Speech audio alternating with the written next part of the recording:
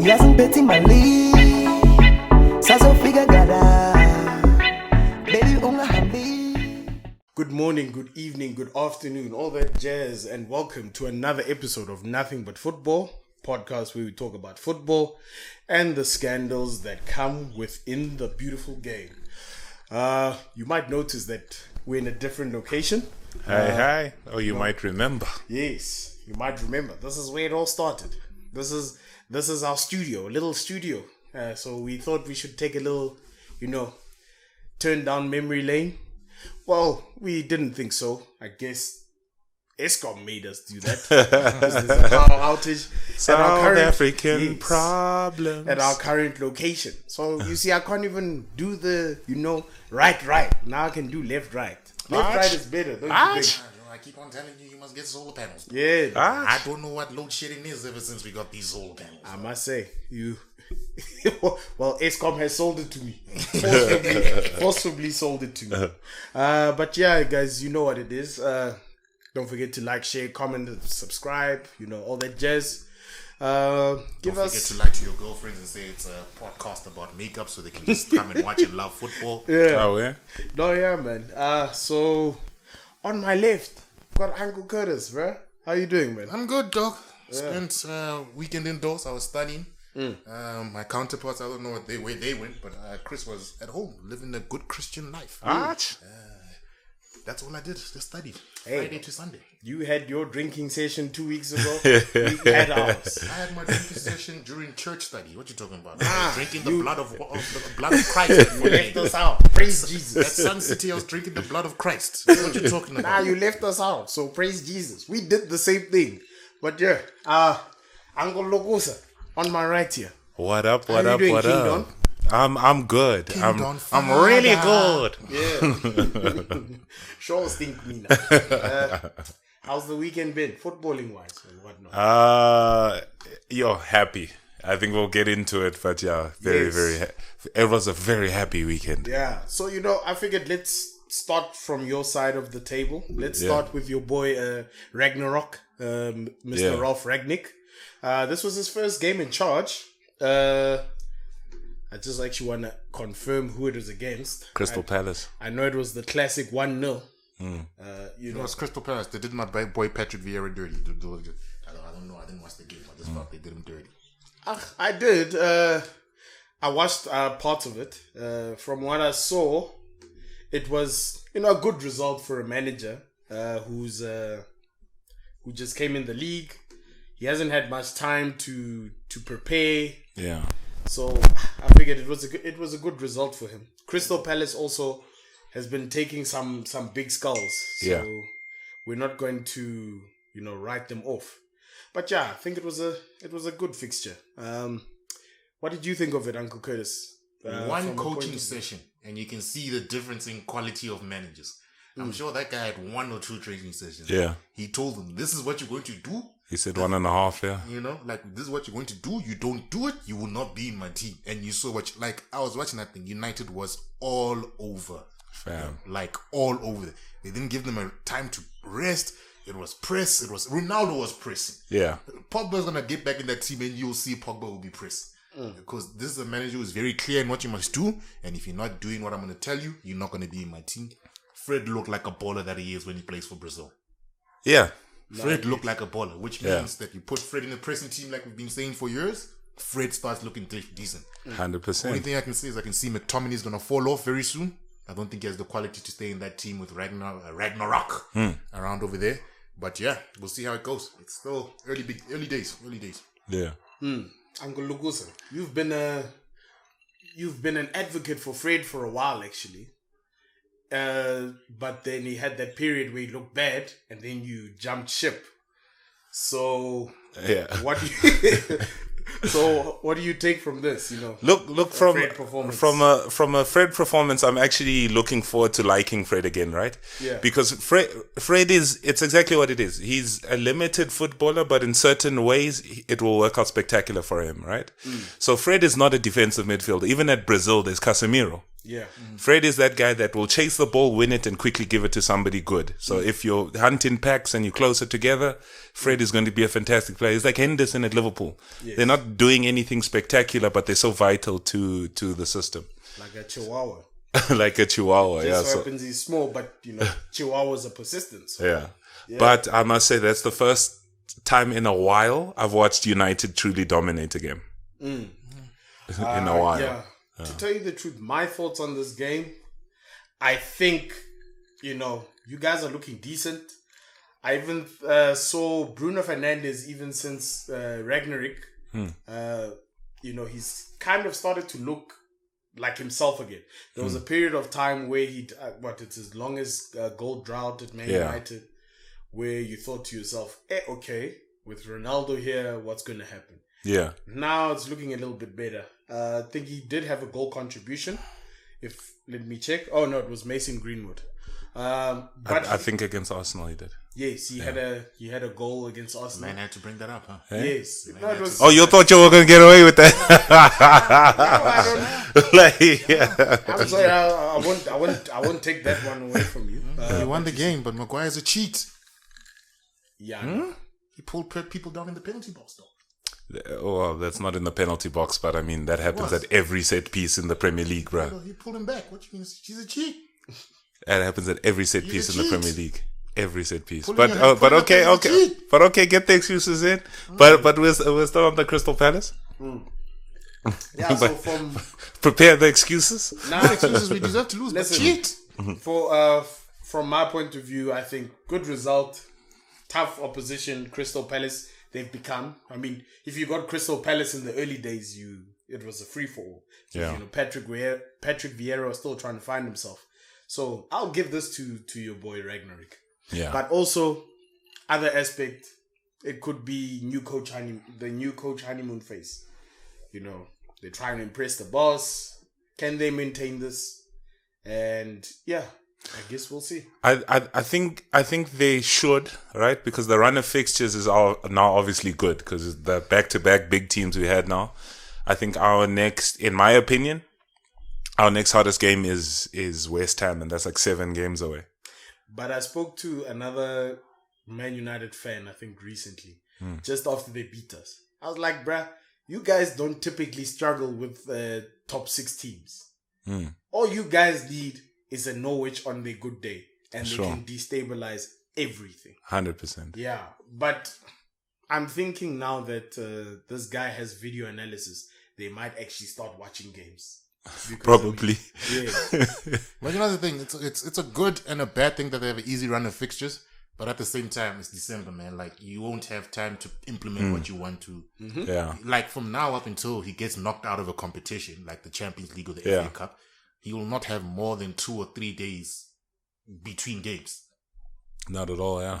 So it's like, it'll be very hard to get in what you want to get into the team. So you'll see traces of it, but it won't be a complete thing. So it's, you take some, you get some. If the performance continue like this, it's great. Yeah. If not, it is what it is. We'll have to see from there. Yeah. But I think we can move on there. And then there's actually a team I wanted to talk about that have actually been doing well as of late. I mean, it's pretty obvious. The current... oh, wow. Never mind. The leaderboard has changed. But I actually did want to talk about Chelsea. I'm very confused. The West Ham result. Yes. Yeah. So I wanted to give Chelsea a talk. I mean, a couple of weeks ago, we were discussing them. And, it seemed as though they were indestructible. And then, West Ham came with David Moyes and has destabilized this team. But we have been saying for weeks, the strikers not scoring, when's it going to end? Yes. The defenders were doing all the goal scoring. I saw Rudiger take a shot from the box. If your defenders if your central defender is taking a shot close to the box, there is something wrong. He should not be taking shots. That means he's either too cavalier, busy doing things he's not supposed to doing, or the system is not working the way it's supposed to work for strikers. Lukaku should have never went back to Chelsea. Another game, another goal dropped. Did he even start this He game? didn't start the game, but Yeah, another game, another goal dropped. I think he came on as a substitute. If I'm Mount scored, nice goal. Who else scored in Thiago this game? Silva. Again, Thiago Silva, another defender scoring from a set piece. It had to end. Reece James can't be scoring. Reece James is not going to have 20 goals end of season.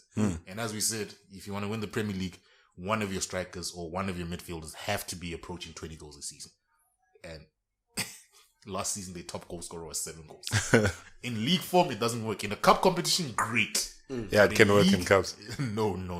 It's not going to happen. Because besides Champions League, nobody remembers the top goal scorers of the FA Cup last season.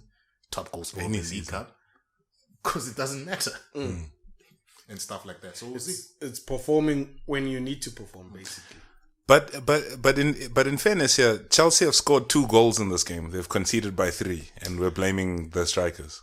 Because I'm not I blaming the think strikers. right now, I understand what he's saying. And they were top of the table till this game. So we're saying this is the point it F's up. No. It'll be But this fixed. is the point that we're talking about. That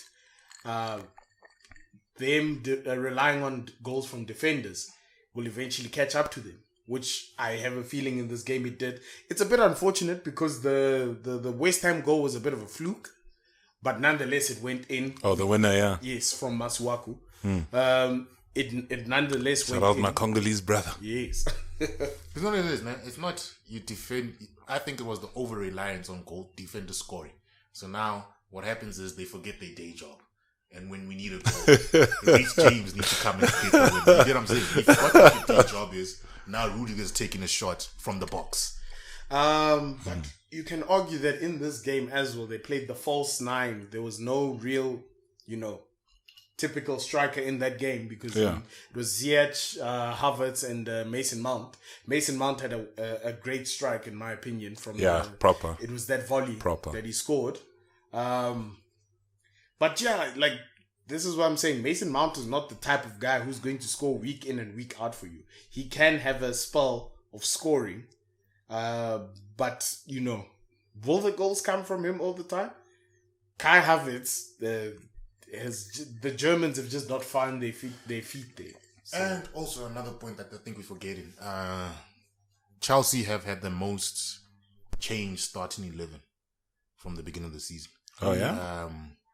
Like 52 players have played for them. It's like a ridiculous number. Jeez. Nah, and when's the last time you heard of a Premier League champion? Like, whenever you see who the Premier League champions are, you'll look at it was 14 consistent players that played. Yeah. Sure. Like majority of games. When you start telling apart me, from City, but yeah. But even with City, it's a consistent 18 at most. It's the same substitutes. It's the same. They're not using the whole squad. They're not using 25 players. Okay. That's what Premier League champions come from, typically because of stability. Yeah. We've seen in Chelsea's defense, Reece James, Ben Chilwell, Trevor Cholwat, Thiago Silva.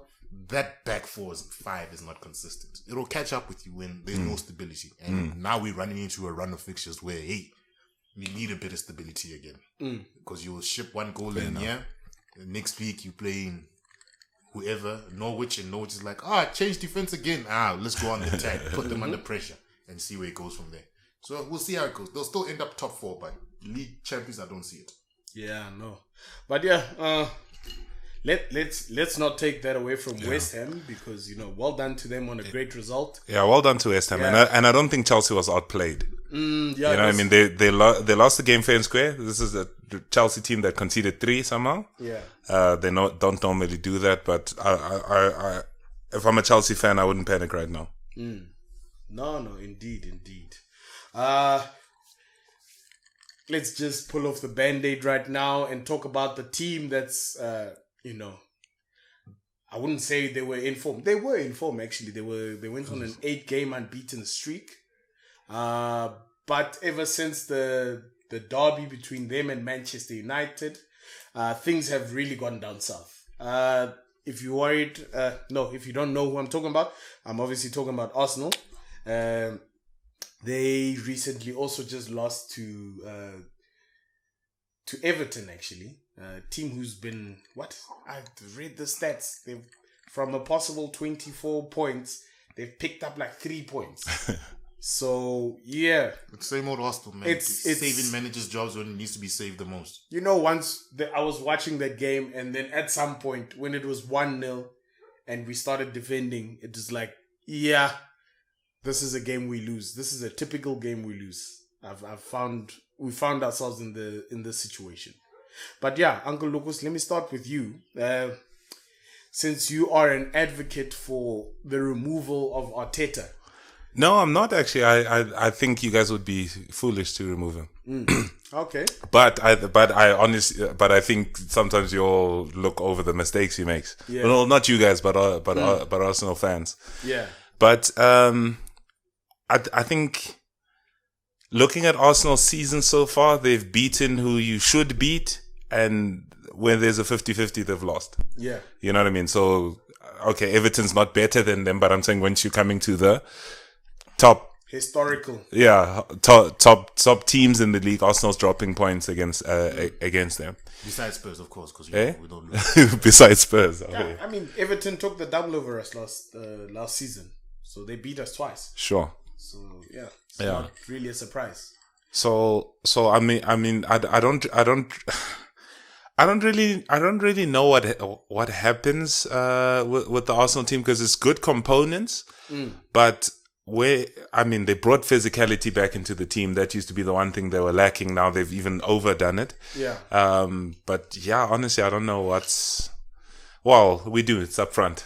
Yeah. It's up front. No, I don't even know where we are in terms of goals. I think he took too much from Pep, dog. Arteta. He took too much from Pep, freezing out players. Because one thing that I've noticed, Pepe. No, Pep Guardiola. Pep Guardiola, Arteta. No, I mean Pepe, the players freezing out. Yeah, but even when you look at it, beginning of season, Niles wants to leave the club because he's not getting game time. Yeah. They say no, we want to keep him. All of a sudden, to keep him happy, he starts getting game time. The last time Niles played for us, he won man of the match. He hasn't played since. But you won some games since. Yeah, but rotation. Where's the rotation? Not even off the bench. He hasn't touched the football on the bench since. Yeah. Nah? I'm just saying there was no questions until you lose. Yeah, no, but I'm saying Nketiah this week, or on Wednesday before United, said, I'm not signing a new contract. I'm not getting game time. Now he starts playing Nketiah out of the blue. Yeah. To do what? Like, where's the man management? Like, you can't wait for players to say, I'm about to leave, and then you're going to say, okay, no. Let me get you game time. That's true. Rather play the players that are not wanting to leave. Nketiah over Pepe doesn't make sense to me. Nketiah is just Nketiah over Pepe. Like for the substitution. For the substitution. On Sunday, we brought on a winger. They bring on Nketiah. Yeah. Why? What is the score? 1-1 at the time. Why? Oh, it was a late winner. Yeah. It was like, why are you bringing on? Pepe hasn't touched the pitch in 6 games.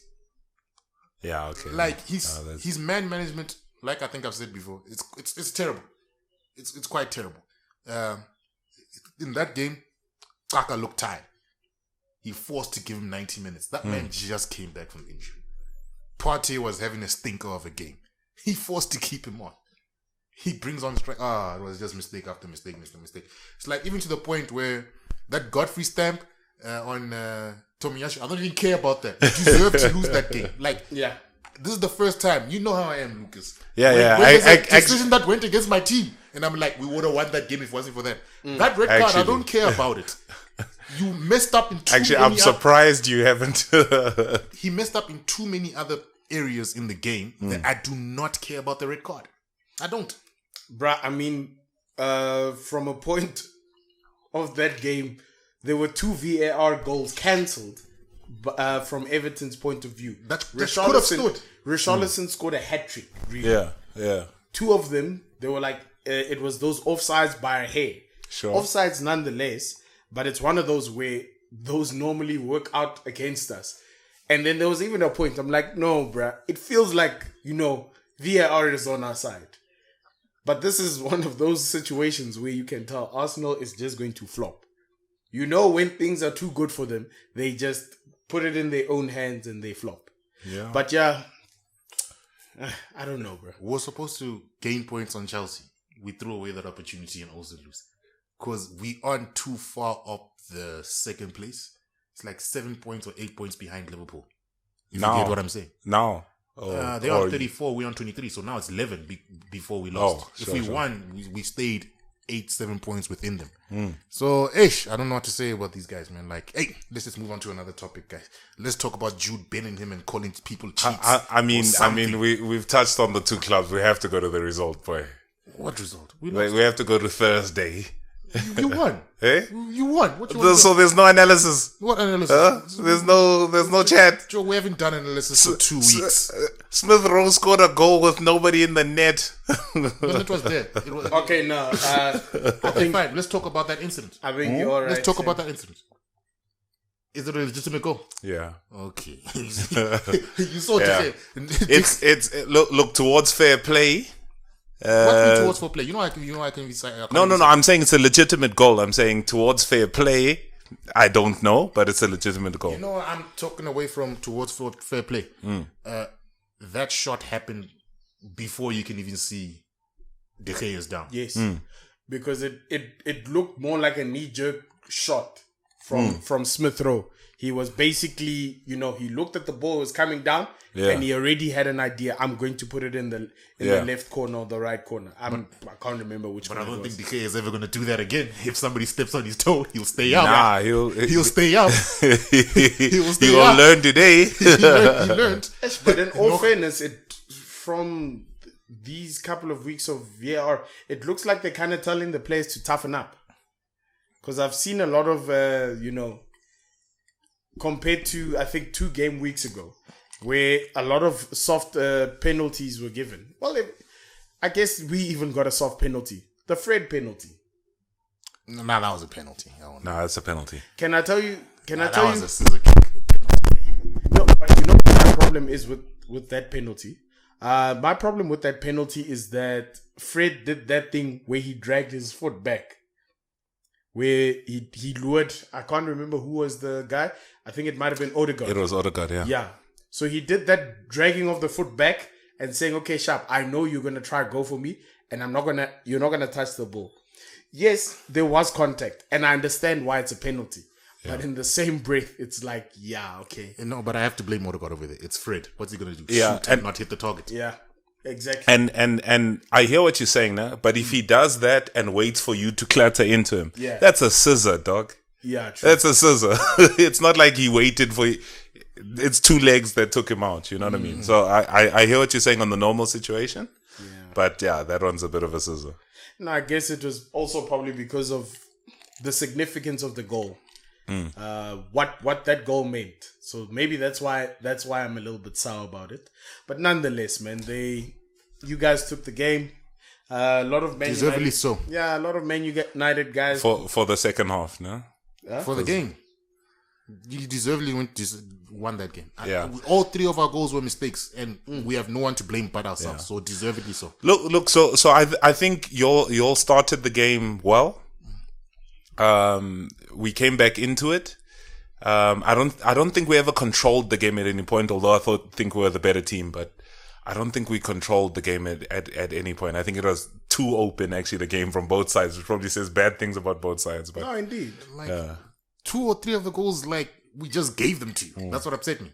We just gave them the goals. So because we gave goals, they deserve to win that game. I don't even care about gameplay, but you can't be trying to, we invited pressure for the equalizer. We went up and we chilled. In midfield, you already had Partey and Lukonga, no? No. They brought back El Neni. Oh, yes. Because he played well against United last year. Nah, screw that shit, man. And because he's trying to bribe guys into staying. And you know the thing, that's where I get lost with Arteta at times. On Thursday, he says, I brought El Neni back into the United squad because last year I had a good game against them. Nah? Who played well against Everton? I forget who it is, nah? But he doesn't bring them on for the pitch in that game. Nah? It's like, what are you doing? What are you doing? El Neni hasn't played for us since the last time he played, which was before Niles. You know what? It's one of those. His man management still, for me, the way he manages people is I'm curious as like how to know what goes on behind the doors. This is why I'm saying that all or nothing is going to reveal a lot of things. You know what's the thing? It's the chat that we're having here on the drive here potion. Yeah. Where I felt like the worst thing that he could have done for his managerial career is go work under Pep first. Because you know Pep, listen to what I'm saying. I'm listening. Before you listening. We know Pep is notorious for saying, get out my team. Nah? But with Pep, the reason why he still keeps his job for so long is because he wins. Now, when you freeze out players in the team that's not winning, you just build enemies. You get what I'm saying? So maybe he should have gone to a manager. He's like, hey, Joe, to get performances out of certain type of players, I have to cater to their needs. Under Pep is, you're not doing what I'm telling you to do. Remember, Pep, Henry scored a goal for Barcelona. Pep said, you didn't listen, you went where he was and took him off. Didn't he score a brace? Yeah. But it was the game was hooked at halftime. He broke the deadlock. Yeah. And he's like, you're not listening to what I'm saying, and pulled him off. But because Pep keeps on winning, you won't fight him. Pep is the only manager that can do that in world football right now. Arteta thinks he can do that awesome. You can't. Like, you have to, it's cater towards other players. Like, Pep can say, I'm not playing. I agree, I'm not going to play Sterling. Nah? And then Sterling, because he knows that he's going to win trophies, he's okay coming off the bench. He'll get another chance. So I agree with you now, but just to be difficult, who's the players that should be playing? Maitland-Niles. I'm not saying he should be playing those players. I'm saying he shouldn't be putting in Ketia after he says, I want to leave. Why are you doing that? Fair enough. Ketia, who hasn't played for majority of the season. It's like squad rotation. Where's your squad rotation? Okay, I get you. Like, come on. It's like the same players that come off the bench. It's the same thing. It's like, it's a harmonious squad over here. So, like, sharp, you don't get along with Pepe because he doesn't do what you want to do. But maybe sometimes the universe is telling you, Edjo, your tactics are not working for this team. I wonder, that man should play. Yeah. Because, you see, now the problem is, especially during this December time, you're going to need to rely on players who haven't really featured. Exactly. Players you could have actually given, some decent minutes as a substitute. Give Pepe 20 minutes, get his his confidence up, his momentum rolling. Now you're gonna throw Pep in with no confidence, because I could even see when Lacazette came off the bench against Everton, and then he went to sit next to Pepe, and you could even see like Pepe is just like, bruh, who cares? Like, what must I do? Like, this guy won't bring me on. Yeah. Second time he's brought on Eddie Nketiah. But it is what it is. It is what it is. But we'll talk. We have a lot to talk about in part 2. Yeah, I was actually going to say that there isn't really much. We do have a little segment left before we can, have a little halftime break. I'm not going to do the Jude Bellingham one because it's an interesting one that I actually wanted to give us a little bit of time. But yeah, man, I actually just wanted to congratulate you. I'll take the platform to congratulate Man United. Screw Lucas and screw Man United. I'll take it, but you were trying to pretend it didn't happen. That's why I was like, nah. I feel like let's give you guys your credit. Sure. We talked smack from the beginning. I never spoke smack. We never talk about winning this game. No, like I'm saying before. All good things come to we actually didn't talk before this game. Yeah. Hey. No, before predictions. This, I think we didn't give. No. I did not say one. I think we barely spoke before this game, yeah. Nah, I don't think we gave score predictions per se, but I think we kind of led to the thing that, now that Solskjaer's gone and it's interim manager, this could be the time. Oh, you did say that. Yes, I said this could be the time to strike. You were hoping Solskjaer is still there. Yes, I was hoping that. I was quite upset that he left. Shout out to my boy, bro. I hope he makes some TV appearances, bro. He's a nice guy, bro. Hey, my man, that man's still helping out the new coach, bro. The new coach in his thing said he spoke to Solskjaer for an hour and a half. He was giving him insight to the club. That man still comes and collects dinner at the club. He's a club legend, Joe. He's a club legend, dog. What a cheap bastard, dog. Coming to collect the hot plate, dog. The dog. Come on, bro. That guy's got cash, bro. He got a good payout, bro. What was his payout? Scooping off the bonus there, dog. What was his payout? I'm sure it was good because remember he signed a contract extension a couple months before they sacked him. I was about to say, I think that money even disturbed some player funds that you guys had. Yeah. Nah, but I think he's an honorable man. I don't think he took out the full payout because they have to pay out the full contract when they fight. Yeah, he probably let them give it to him over a couple of years. This is why I say loyalty is the death of everyone. Yeah. In terms of But shout out to that man. He did well for United. Never shit on that guy's time if you're a United fan. He did good things. I don't listen to some pundits in the UK Yeah. saying other things over there. But Roy Keane kills me. Roy Keane best. At some point at United, it started feeling like jobs for the boys. he was like, who at United is actually best of class? Yeah. Like the coaches they have, these are young guys from the academy. Like, how do they get this job?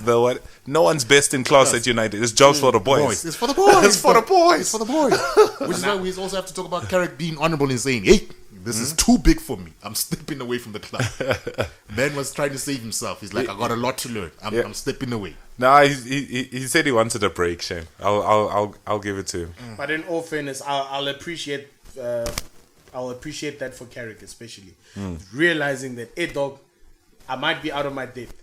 But some coaches know. Bro. Even if he's milking it, but Yeah. well done for him to recognize, hey. Move along. Dog, he took one win. He took one win against Arsenal, dog. So that's why I say his resume right now looks pretty good. I wouldn't say out of his depth though. Yeah. Because he would have stayed on the coaching staff. Yeah. He's on Mourinho's coaching staff. Was he a player then still, hey? But I think No, he was a player of Van Gaal. Mourinho, he wins some trophies there, third, second. He's not out of his depth. Let's what not I'm act like trying the to say nigga. is he understands that I still got a lot to learn. Okay. Or maybe okay. he looked at that coaching staff and said, do I trust these guys as well? It's still the same coaching staff. Exactly. Eh? He was on the ride. But Sure. Ragnarok is starting to bring his own coaching staff. Dog, Yeah. Think about it, Brad. That guy was just on a ship, dog. He's just riding. And he's just focusing on doing his job properly. Now they say, go take over the ship. And you look around, you're like, bro, I watched you messed up. I watched you do this. I used to play against your teams. We used to chow you guys. 100%. There's a guys, Stoke guys. So that's why I'm like, bro. He probably looked at that, that staff and thought to himself, hey, nah. Yeah. If I want to start, I don't want to start like this. And Kanti, the new guys coming in and talking. He was even saying about what was the last game before he took? It was the Arsenal game, right? He was even saying, as a fan, I'm sure you all enjoyed that game, but as a coach coming in, like, you can't do this. Yes. He was like saying things like that, like, you can't do this. Like, you can't just like not control the game and like. Now you could see. Indeed. But yeah, man, I think we can leave it there for now. Let me get a beverage topper. Yeah, we'll just maybe sort ourselves out and get a beverage, all that other stuff. But yeah, guys, thank you guys for watching part 1. Be sure to join us in part 2. We're going to be talking about some more randomness, I guess. And Uncle Curtis's beauty tips. And if Lucas stole your girlfriend this past weekend, because I wasn't around any of these guys, if you were at Club 130, if I don't know where you were, if you were at Yep and you saw a tall, dark Congolese man, She was already gone. You can call the tip line and I'll tell you how to neutralize the situation this time. I'm not saying you win if you're short, but I'll tell you how to neutralize it. Alright, no guys. But yeah, thank you guys for joining us for another part of our episode. We'll catch you guys in part 2. Spotify and Anchor guys, well, stay put for 2 seconds. And we're back. I'm joking. Alright, cheers guys.